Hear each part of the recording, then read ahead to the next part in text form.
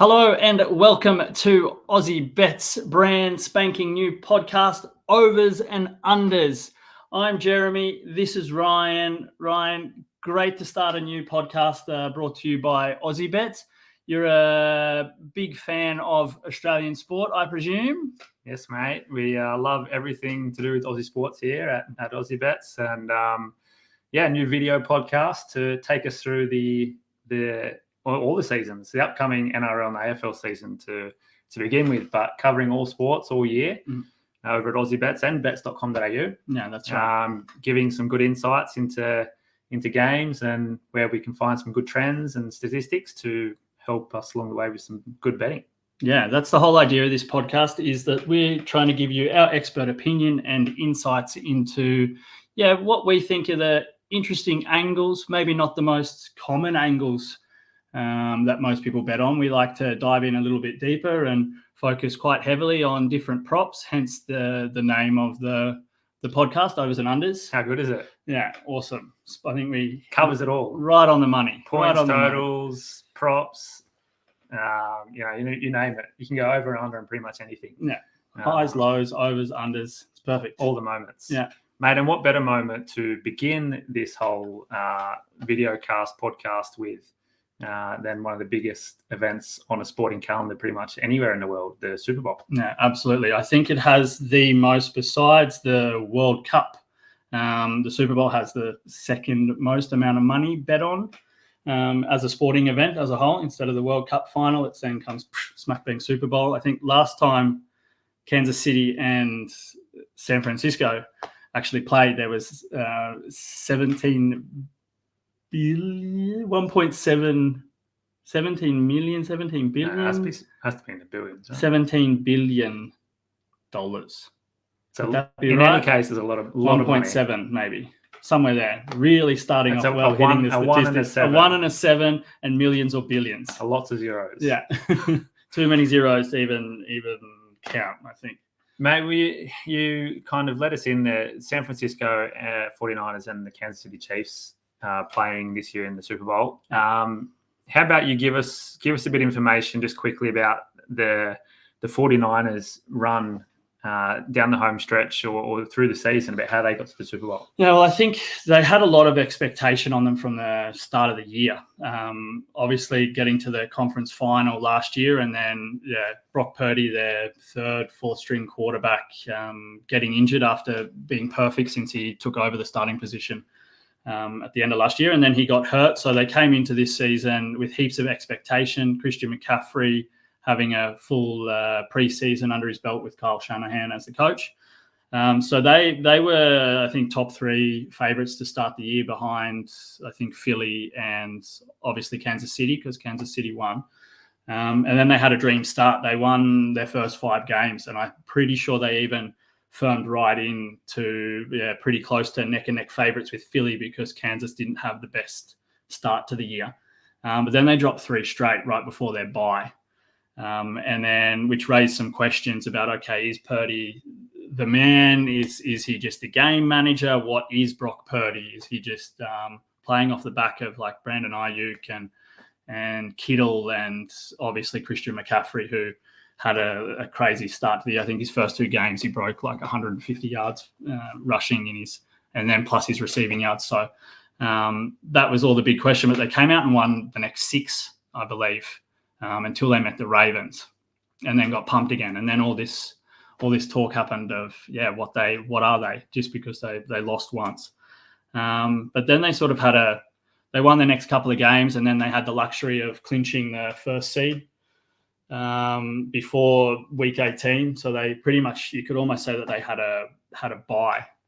They rested a lot of their key players, and then they come out and had sort of 2 very uncharacteristic wins, you could say, in the divisional game and the championship game. Is it Green Bay and Detroit, right? Exactly. Green Bay, they had a last, what was it, like a fourth quarter drive to come from behind and win that game and score a touchdown, and then they got a pick on the Green Bay's last last drive. And then, so then it'll come up again. Okay, Brock Purdy, what is he? Where he's come back from behind, which is one of the biggest questions. Can he chase down a lead and play in the big moments? And he certainly did that. And then they came from behind again, 17 points down to Detroit. They looked awful in the first half. And the Shanahan-led teams aren't known to be good at coming from behind, right? I don't think they won. I think he's had, I don't know, throwing figures again, but like over double-digit games where he's, I think 33 rings a bell in my head, where he's failed to come from behind when they've been down by over 7 points in his coaching career. Wow. So, and that was the same with Shanahan and then Purdy, and then they've come back from behind. So now, for me, it's sort of it's really interesting. They've had winning their games and then moving into this playoff period. They've sort of had a bye. They've had 2 games where I think they have been obviously really expected to win. I think both games they were over a touchdown favourites. If maybe it went down to 6.5 against the Lions, but anyway, around that like 1 touchdown mark. And for me, it feels like, okay, they had that little rest, and then where they rested their key players, and they've always had an eye on getting to the Super Bowl. They had Green Bay, which nobody thought were very good and were lucky to get in, and then they beat Dallas. So it was like, okay. And then they've come to the Lions. The Lions have had an awesome run, were dangerous, but still San Fran were expected to get through. So I think they've always had their goal has been, okay, we should be in the Super Bowl. And it feels like for me that they've come in always just focusing on that. So do you think that the run having to play Green Bay and Detroit, who are, objectively not the teams you would have expected to be in the playoffs this deep in the playoffs this season, could you say, they got there more on that their opposition was shit, or they got there because they were good enough? I mean, those teams beat Dallas and they beat the other teams to get where they were, but the question remains. Yeah, I don't know. I think they obviously definitely deserve to be there. I just think that it was a little bit harder than it should have been because they maybe took it a little bit lighter, or were still focused a little bit on, okay, we've got to get to the Super Bowl. There's nerves. That's the expectation. But I think now they're there. I think the way that they're going to play in this game is going to be much, much cleaner. They're going to be much more focused. I don't see them falling behind as much in this game, but we can get into that later. But yeah, I think that's definitely the road coming to this point. And then you've got the Kansas City Chiefs that have had a different run in. But what stood out for you in the Kansas City, I guess, run to the playoffs and their season this year? Yeah, well, I mean, obviously they start the season as favourite. Being in four of the last 5 Super Bowls, or is that including this year? Yeah, so this will be the 4th. And they're just an amazing team led by an amazing coach. So the expectation was high on them already, and they have been good at starting seasons, even coming off Super Bowls. You're not seeing the Super Bowl hangover as much for the Chiefs as we've seen with other teams previously. They did drop their first game against Detroit, which kind of gave us a bit of an insight. So that just means if San Francisco beat Detroit and they lost to Detroit, that San Francisco is the better team? I mean, that's just how it works. Get a triangle out. Yeah, exactly. It's simple. All right. But it gave us a bit of insight into Detroit's future for this season as well. Yeah, absolutely. They could show up, get over the Chiefs. But 7-2 start to the season, and they were hitting their straps quite early. And then they went to Frankfurt in Germany and played the Dolphins, which was going to be one of these games where, again, we see how they measure up. And, they clean the turf with the Dolphins, and strategically then came back home, had their bye week. As I understand it, the teams can put in and say, we want to have our bye here and here to accommodate, especially if they're going overseas to play, that the NFL works with them to structure that up. Didn't know that. So they had the bye week there, and then they come out and were a totally different team. So whether or not they made adjustments during that bye week to say, okay, let's let's consolidate a little bit more and just try some things out. But they went 4-2 over their, or was it 2-4? No, 4-2 over their next 6 games, which is, stark contrast to the 7-2 to start. They lost against the Eagles and the Bills, which were obviously, teams that they were looking maybe to meet towards the end of the season.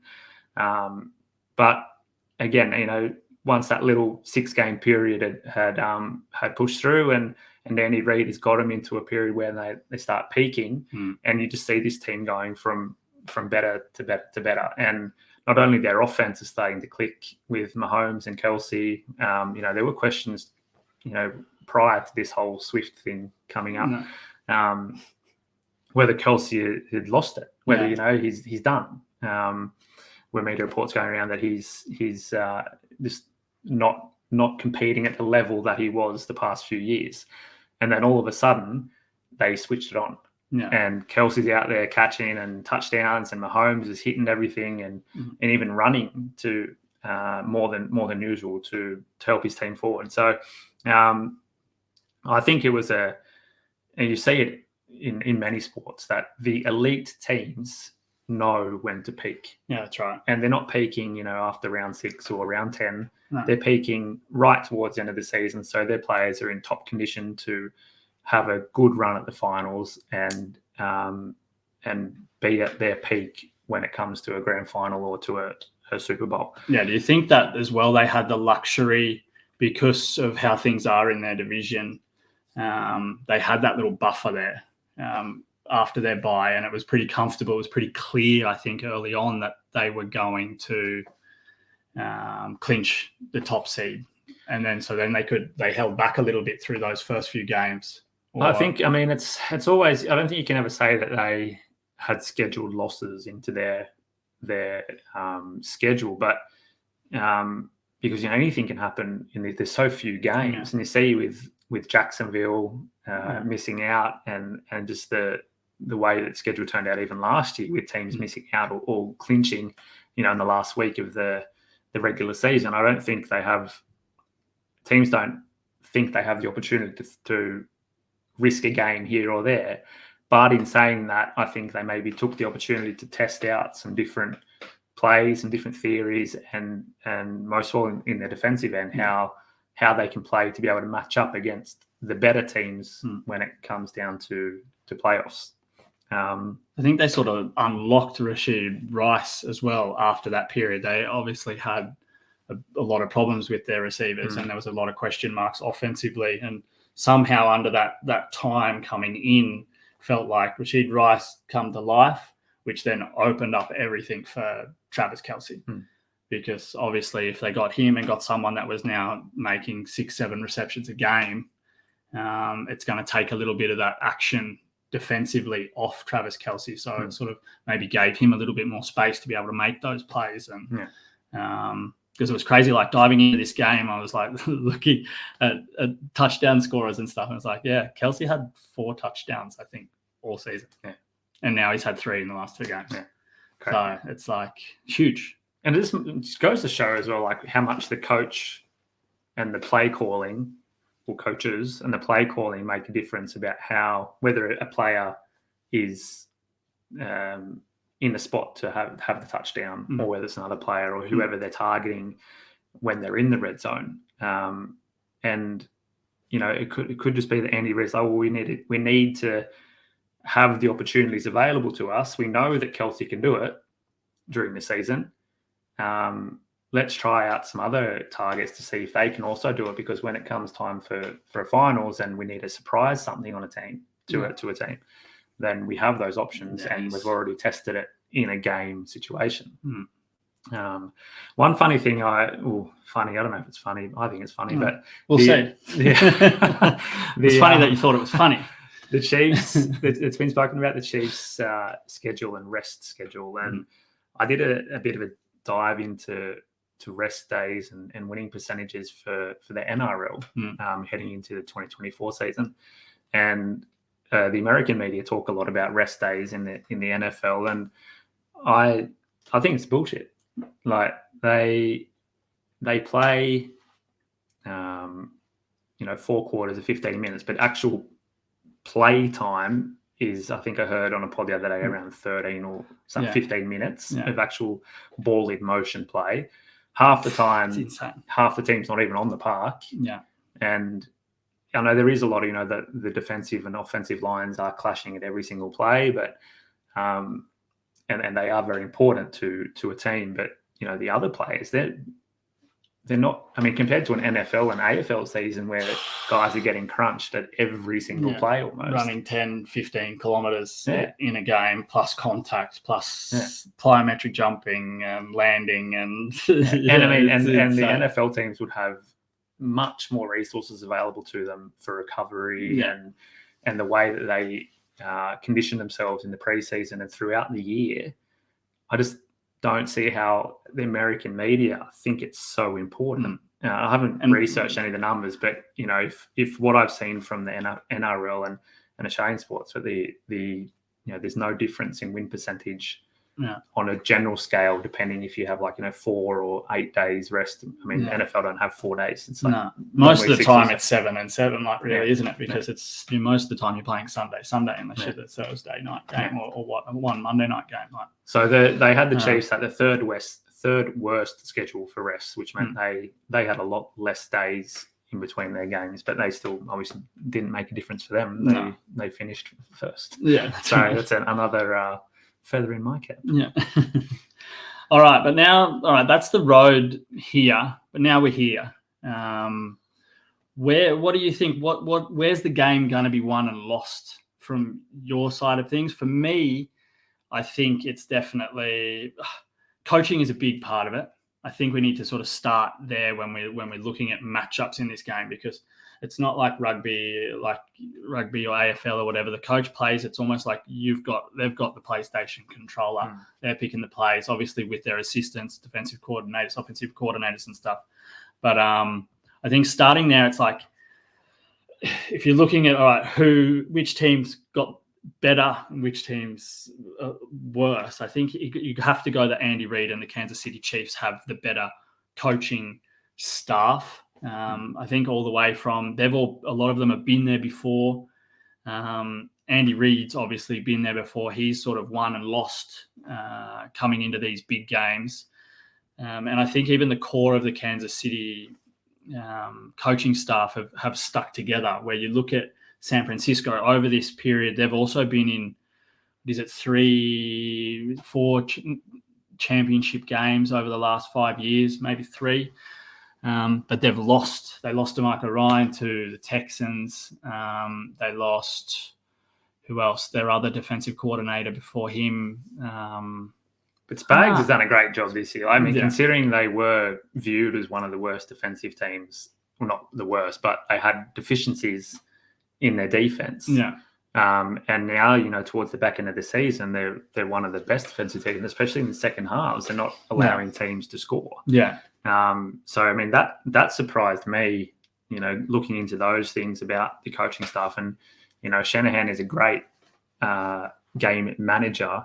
I just think that the Chiefs are more flexible in the way that they can approach a game. If they end up, behind, if San Francisco down the first drive and score a touchdown, I believe that Andy Reid has a plan for that, how he works his way back and together with his players. Yeah, that's definitely huge for them. Yeah. Definitely, and that's what I mean with the San Francisco losing their staff a lot. I think that's where Kansas City have the upper hand straight away in this game. They've been there. They adjust. They know what happens when they've been behind. They went behind against San Francisco and come back from a 10-point lead in 2020, I think it was, and then even last year, I think they were down double digits against Philly and come back. They've seen all this before. They've been there, and I think that definitely you say that coaching wise, Kansas City have one up there, absolutely. What if we look at the offensive? Is that offensive? Offensive. Attacking. Yeah. Let's put it into Aussie terms. When I break it down, I'm thinking, okay, you got the coaches, you got the attacking and the defensive, and obviously the special teams. So we don't need to go into that. But when you look at the the attacking sides, you have two great quarterbacks, but obviously Mahomes is a lot better. But how do you weigh up the two attacking teams against each other? Yeah, it's pretty tough. Like you've got Purdy. We start with San Francisco and Brock Purdy, known as a game manager by a lot in the media, but for me, he's got to be more than that. I think we saw a lot in the last two games, obviously physically, that he took control of the game, especially in this NFC championship game where he started to run the ball. He had to make different decisions. He was ad-libbing a little bit more, doing over-the-top passes and stuff like that, which shows me that he is a little bit more than just a game manager. And for me also, he throws picks. But I see that also as if you're a game manager, if you could say, okay, you're panicking and throwing picks, but he's also taking those chances. And I think you also see, I think he ranks top in most yards per attempt in passing. If you're a game manager, you're checking down all the time. You're just making sure that you don't fuck up. But he throws the ball down the field. He hits Ayuk. He pushes it. Even that play where Ayuk caught the ball in the championship game off the helmet. And you listen to the interviews afterwards, and he's like, you know what? We needed points. We needed them fast. Ayuk's one-on-one. I'm going to give it to my guy and make him make a play. That's what he gets paid for. So it's like that mentality for me says that he's a little bit more than just a game manager. And then some of the picks and stuff, yeah, you can say they were like bad decisions and stuff, but he's trying to force the ball into certain places to make plays, which a game manager shouldn't do. And then you've got Mahomes on the other side. And you know what, Mahomes, at the end of the day, if we look 10 years down the track when his career is coming to an end, I don't think there's going to be a question of, all right, who's the GOAT? It's going to be Mahomes. Like Brady is Brady and he's done amazing things, and you maybe shouldn't compare and go into this conversation of who's the better player. Brady did what he had to do to get 7 Super Bowl rings, and Mahomes is going to do the same. So on that side of the field, and Mahomes is a leader. Probably a little bit more than Purdy because he's been in these situations, and you listen to a bit of live commentary and mic'd up sessions on YouTube, and you hear Mahomes just control everything, and he knows everything that's happening. And his experience kind of shines through more than what you would expect. Yeah, absolutely. So, and then his connection with Kelsey is unbelievable. So, but they have that. And then I think with San Francisco, you've got Christian McCaffrey, where I believe is going to break this game open for San Francisco. There was a lot of talk about the Ravens last game not running the ball. I think they had 6 rushes in the first half. That's not going to happen this week with Christian McCaffrey. We've seen Shanahan almost work him like a slave horse, just smashing him up the field in certain periods of this season when he needed to do that. And the thing with Shanahan is he's going to stick. I think he's going to stick to his game plan, even if you've got to trust McCaffrey's going to break tackles. And I think we've seen a lot of the times, both on offense and defense, if San Francisco stick to their game plan, they'll definitely they break through in the end. They get there. I think it's a lot, especially on the defensive side of the ball. It's they push, and then all of a sudden, like last game, they got an intercept and 2 forced fumbles in the second half because that shit just happens because they stick to their plan. And I think that's what San Francisco will do in this game, and they'll just keep pushing Christian McCaffrey because that guy's an absolute beast, and he's gonna break break tackles. So if they keep with their run game, the Chiefs had the 18th best rush defense this year. So I think you have to go to that. Their pass defense has been good, and if you get your run game going with the best running back offensive player of the year, it's going to open things up downfield, and you're going to see people like Ayuk and Deebo Samuel and George Kittle, also another beast that I think is going to be very influential in this game, because Purdy will hit these guys once the secondary starts to move down, because they're going to have to start covering the run. Because if McCaffrey breaks one tackle, everyone needs to, linebackers and your safeties need to be keeping an eye out, and even corners. So if they're thinking about what McCaffrey's doing, it's going to open things up downfield for Purdy, and he's going to get these 10, 15-meter completions. So I just brought up his odds now for rushing attempts and rushing yards.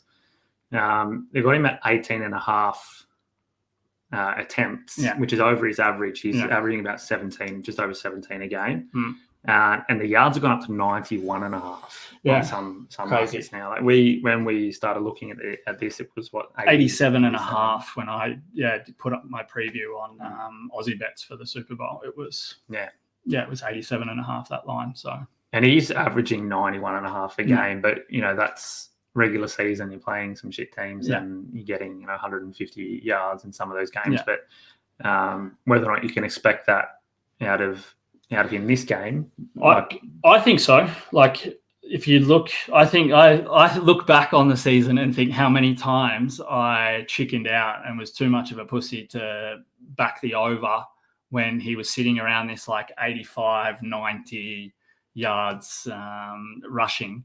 And then I was sort of maybe threw something on in combination with his receiving yards because you're just too far to back it. But like diving in, I think 7 of the last 8 games, I think it was, he broke over 87.5 yards.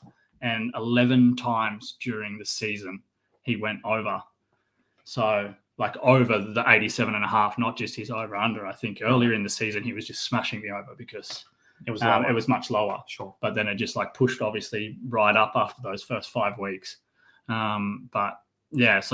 I think if San Francisco are going to win this game, he's going to rush for. He's going to go 100. Yeah, he'll go 100 plus. Otherwise, San Francisco are gonna struggle to win this game. If he doesn't break, I don't see the Kansas City defense giving up the points that San Francisco can score. Yeah, like San Francisco, I think scored the second or third most points of any team. Yeah, the third most points of any team at 28.9 points per game this season. So I think Kansas City have been better offensively, but they ranked 15th with 22. So it's going to be all about points for San Francisco. I think if it gets down to one of these close battles like it was between Baltimore and Kansas City, you've got to say that Kansas City is going to win that pressure cooker where it's within like one score. I think San Fran have to get out, and for them to get out and put on a buffer, it's got to be Christian McCaffrey that's going to be the core of it. Maybe he doesn't do the big play, but they're going to be rushing and he's going to get his 6 yards, his 5 yards, get a couple of first downs, which will then open things up, like I said, downfield or in this like middle zone with George Kittle and Deebo Samuel hitting routes, maybe 10, 15 yards out.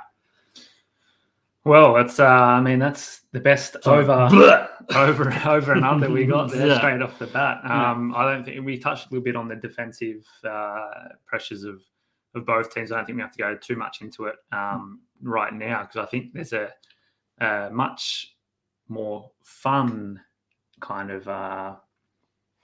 Unless you have anything more to say on that, I have one fear. Like so everybody knows out there, I am been a major San Francisco fan my whole life. So that's obviously why I'm going right down on the narrative that San Francisco are going to win. The thing that scares the shit out of me is actually what you said maybe doesn't matter, special teams. I'm worried about Jake Moody. I think comes down to a fucking field goal. I'm scared that a miss early. He's had some key misses. He cost them the game against the Browns. Yeah. Purdy pushed them the whole way up the field. Could have cut off all of this bullshit talk about Purdy being this and that. If he kicked the field goal then, and then Purdy led the drive the whole way up and he missed, I think it's scary. Well, you got to have a bit of that frightening. It's no fun to go into a game and think, well, we don't have any weaknesses. I think I'm going to leave a bit of my bank for my Super Bowl bank to put on Moody to miss a field goal, just so if he misses that I can at least win on it. That I can at least win on it. I'll give away the money if he fucking hits it, and then my future bet of San Fran to win the Super Bowl that I put on at the start of the year pays. But I think there's got to be a little bit of the kitty to go on Moody to miss. All right. Well, then we got the over. The over is McCaffrey, and we got Yeah. the under of Moody's Yeah. points, whatever it is that he has on his line there. It's probably 6.5. I'd reckon, or 9.5 maybe. Points. Yeah, Yeah. for the game. But take the under. take the under. Take the under. But Jez, one of the funnest things, and you have you published the article yet on Aussie Bets? Yeah. And just you can go through the links in our bio, or depending on where you consume this video or podcast, click on through to Aussie Bets or bets.com.au to read some more in-depth articles about Super Bowl or any sports that we cover. But not novelty props. It's always fun around this time of year.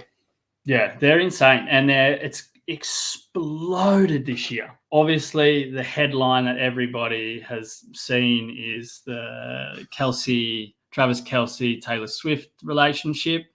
And it's taking the Super Bowl to unprecedented ground with a lot of stuff. And not even just about these novelty props, but it's also expected that it's going to have a big effect on even the general betting, especially your money line and your handicap betting, because there's a lot of people that never watched football before, a lot of Taylor Swift fans that are going to probably watch Super Bowl now because they're going to want to see her in the stands, and have started to follow the Super Bowl a little bit. And it's going to affect, even if it's just say $10, $30, $5, all of that's going to add up because people are going to throw a little bit of cash on Kansas City, and it's going to shift the line. Like, before I put down any money on this game on the money line for San Francisco, I'm going to wait until it gets closer, because you've seen the line move already from, I think it opened at 3.5, and then it's moved down to 1.5 there, and now it's gone back up to 2.5, and I think it's going to go back and push towards Kansas City. I think it would have even done that a little bit anyway, because people feel more confident backing Mahomes than backing Purdy. But all this little small Swifty cash that comes in is going to push the line a little bit more, and then it's going to give better value to San Francisco, or you might even be able to get some points on them. But looking at the Super Bowl, I was shocked. I went on to Ladbrokes now this morning and had a look, and it was 63 different Swifty Travis Kelce props you can now put on that are purely related to Taylor Swift or to Travis Kelce. And they've even named them, they've gone through every Taylor Swift song, and they've named different like multi-bets based around Travis Kelce's performance, or if he's going to score a touchdown and then do a love heart up to the box, or calling it propose on the field, or there's something about my life, if my life was a movie, which is one of Taylor Swift's big songs, and Travis Kelce gets 10 receptions, 100+ yards, and wins MVP, because obviously that's what would happen in a film. So it's just crazy how it's like opened up, and that's just extra on top of all these other more fun exotic novelty bets that you get. Some of the big stuff is obviously halftime show. This is what I'm going to be jumping on. Like Usher, what song do you think he's going to start with? And you see it all over TikTok and Insta right now, is people, and that's why I love social media so much. It's because you're getting people not reenacting, because it hasn't happened yet, but improvising their start to the Super Bowl halftime show with Usher, pretending, getting a whisk out of the drawer as a microphone, and it's like, okay, it's going to go like this. Lights down. Jumps up through the air, and and then fade to black, and then no sound, and then all these different variations of what it could be. And he has a pretty big repertoire. I don't think any of the softer songs, has it? No. Where are you going? I wish you could let it burn. I don't think that one's coming out as the first song in the Super Bowl. No, absolutely not. But or drawing a blank, but Peace Up, A-Town Down. That's got to be one of the first ones. It has to be. Yeah, it's going to be crazy. And then you can even like dive further into this halftime show and say what color shirt is he going to wear, or is he going to have glasses on 100%, during? 100%. Is he going to have glasses on in the first scene when he comes out on the stage? Like, it's crazy how much black shirt, button-up shirt with no buttons done up, glasses, just like he was 20 years ago. Is he going to come up from under the stage, or is he coming from the air?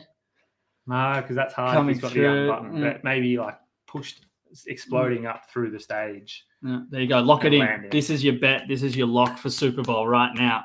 We're going overs on Usher. That's it. Don't need to put any more money down. Collect your bank and wipe your hands with it at the end. The anthem was a big one last year. Yeah, I remember it was a country singer, right?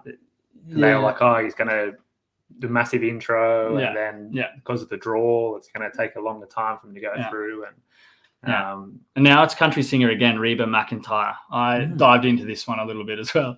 Reba McEntire has had like, I think it was the baseball in the World Series. I think 1992 was her biggest ever anthem performance. And the funny thing is they've set the line at 90 and a half, so a minute and a half. And the crazy thing is, and this is what makes the numbers, she's never in any of her like performances where they've actually recorded any of this sort of data, she's never sung for longer than a minute and a half. I think it was like the longest was a minute 21, a minute 22. But in the Super Bowl, I don't think anyone in the last 10 years has gone less than like a minute 50. So this is where like the 190 I think's come in, because it's pretty low. But I don't know. I'm on the over here, because I think you gotta look at the standard of the Super Bowl, and I don't think a lot of these other events, you've got the jets that fly over and everything has to be timed. I think, I don't know, it's all about the jets for me. Right. That they've got to communicate, and they've got to start far enough back that you can't hear anything or see anything, and then they've got to come in and come over at a certain time. Well, hey, at least there's some jets at the Super Bowl, right? Yeah, that's right. All right, so we've got the over on Usher. We've got, if there is even an over and under, we've got the over on Reba McEntire with the anthem. Yeah. Coin toss is also a big one. Yeah. It's like Anzac Day, going down to the pub, playing 2 up. You get even money. You get even money on Bet365 for the coin toss. So they're not even playing 190 lines like they do and take their cut no matter who wins. they're giving straight out, at least at Bet365, they're giving 2 even money. So I don't know. It's a flip of a coin, you could say. But there was some pretty good stats. I think it was like 47% tails and 53% heads or something over the line. The tails are on a run and the heads are on a run. You can dive in. Go check out the article I wrote. And I've thrown in a bit of stats of the last few years on all of this stuff really. And last one, what's your Gatorade flavor color? Yeah, green yellow. George Kittle. He did a Gatorade ad. I don't know. I don't even know when it was, but I Googled it. George Kittle come up and he was drinking a green yellow Gatorade. There you go. So that's the hit on that. There you have it, guys. That's the Super Bowl for you there. And we update with a bit more information a bit close to the game. Yeah. But yeah, keep a lookout on aussiebets.com and bets.com.au for all our write-ups and the staff write-ups and all the information you can get from check out the socials as well. It comes up little videos here and there, best tips and stuff like that. So I think when we get closer, I'll dive a little bit more into some of the more interesting prop bets and stuff that I'm looking to put on over the weekend. And before we finish up, let's take it a bit more closer to home. Things starting to heat up now in the NBL. Yeah. There's 2 weeks left before the end of the regular season finishes. And it's been a crazy year in the NBL. There's like every team was over 50% wins or somewhere thereabouts. I think the only team that is completely pretty much ruled out is Southeast Melbourne. So then there's the other 11 teams in there still alive. So it's pretty tight there. And you've got, I don't know if we're talking about who's going to go in. You've got Melbourne and Perth, which are pretty much a lock at the top. Melbourne, have got a 2-game buffer, and I think Perth have got a 2-game buffer on Tassie that are in third. And Tassie are pretty much a lock now as well. Something major would have to happen. And it's the top 2 are locked in, and then the rest is a play-in. Yeah. Next. There is like 6 or 4. Goes the top 6 go through and play get a chance to play in the finals. So, but pretty much say the bottom 3, everything's still up for grabs. I think the Hawks. It's the Hawks, Sydney, and New Zealand's outside. Brisbane are all on the same amount of points, or 1 point, 12 wins and 11 wins. But how it sees out, like Hawks are definitely in command. They've got 4 games left to play over the next 2 weeks. Crazy. And they're on 12 points ahead of Sydney and ahead of Brisbane, who are at 5th and 6th with 11 wins. And then you've got Adelaide in there as well. And they've had a pretty big run home, as we called the little segment here, the run home. They've been on a bit of a streak lately. Yeah. I think they went, what was it, 5 of 6, and then they just lost the game. If they would have won on the weekend against Tasmania, they would have been into the top 6. But now they're just on the outside in 7th, or maybe even dropped to 8th there. So. Like they're definitely on a big run, but it looks as though the Hawks need to win definitely. If they win 2, they'll make the 6. Yep. And that's definitely this week. They've got a couple of key matchups. One against New Zealand, who's just on the outside. So if they beat them, then New Zealand can't come up. It'll come down to points differential if they come up. And then they also play Sydney again, who are just under them in the table. So it also, if they could get 2 wins this weekend, it's basically sealed, which might be important for them because they have Perth and Melbourne in the 2 games in the last round, which could be a blessing in disguise as well. Because exactly. It's a bit unprecedented for the NBL to have so many teams fighting for playoff spots this late in the season. Yeah, definitely. It's been a crazy year. Like it's really been a year of runs. It feels like some teams are just they're winning, and you think shit, they're gonna be there at the end, and then all of a sudden they'll go on like a 5-game skid and will lose. And it's not even without like injuries. It really feels like you see teams have tightened up a lot offensively. And then so they're scoring less points, but then their defense has gotten much better.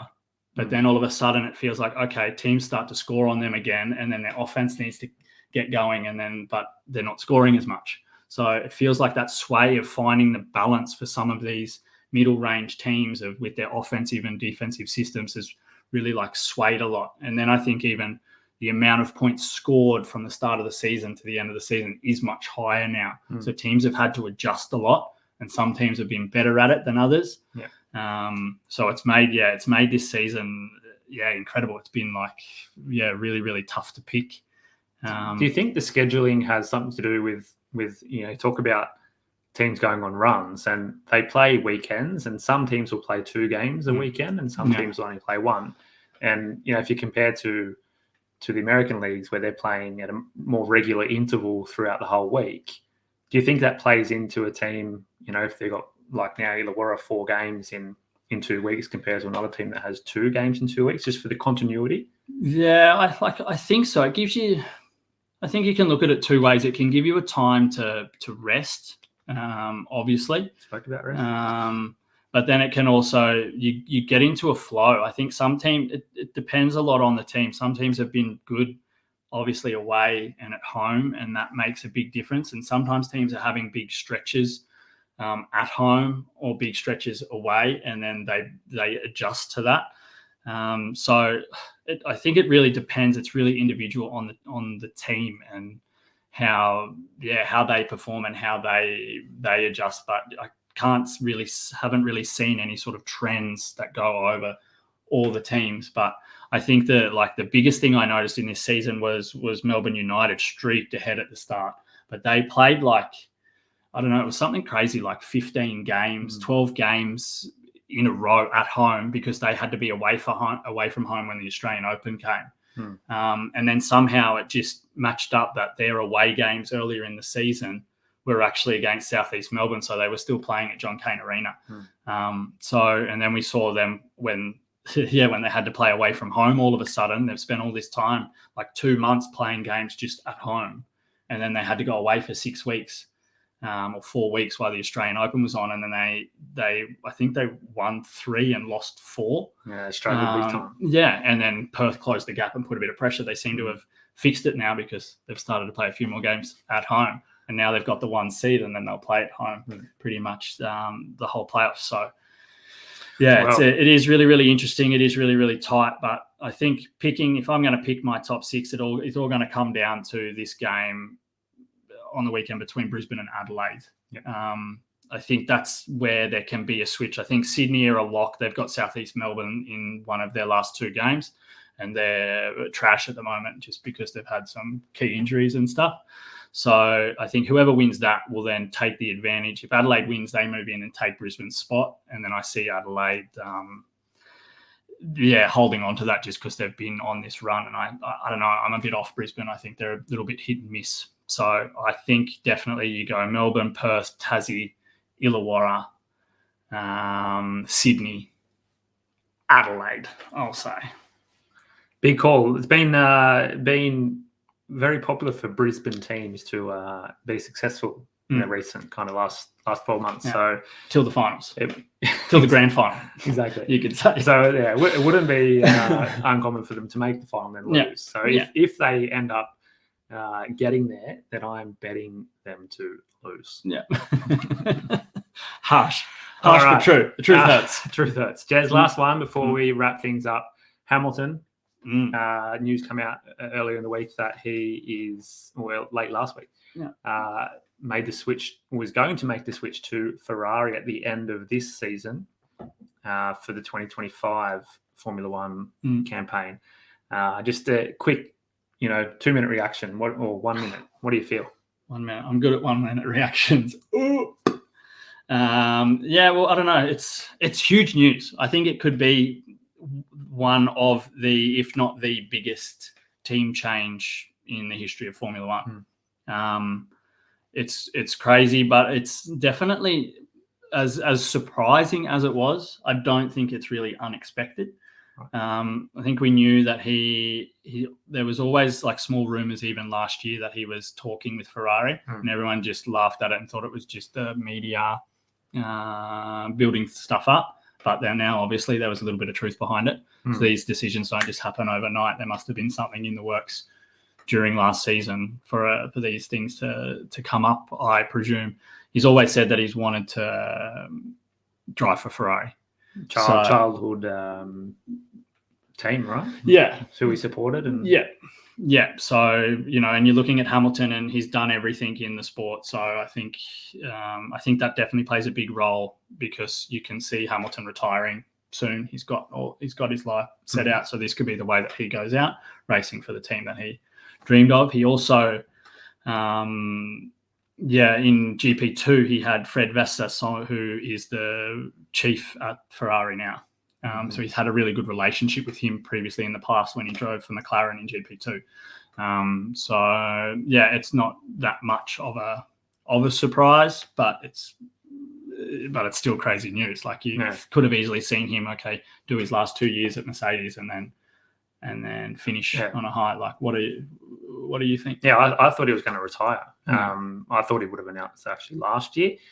Just considering the way that Mercedes have performed and the overall movement of the Formula One and introducing new younger drivers and setting up, for the 2026 season. This 2024-25 is like a holding pattern for a lot of teams. So I expected him to retire and spend more time with his family, the longest season, everything like that. So it surprised me that it happened, and that there hasn't been more. Maybe we're a bit protected from the media around Formula One right now, considering we're so deep into, NFL and NRL and AFL. But I expect a bit more hoo-ha around it, and but maybe it'll drum up a bit more through the season. And one of the interesting ones that I thought, that I heard was how they manage Hamilton this year in Mercedes to not give away any secrets for the future, or still improve the car, and how does it look with Russell and him as 1 and 2 drivers, who gets priority with team orders, and it'll be a very interesting season to watch, just from that perspective. Yeah, they even had some of their clashes last year where they crashed each other out and shit like that. So I think it's going to be really, really interesting to see that relationship. And then also once the silly season starts again in Formula One for 2025, and who fills what spot, where does Sainz go, who fills Hamilton's spot, like that opens up a whole another crazy world of Formula One media hype.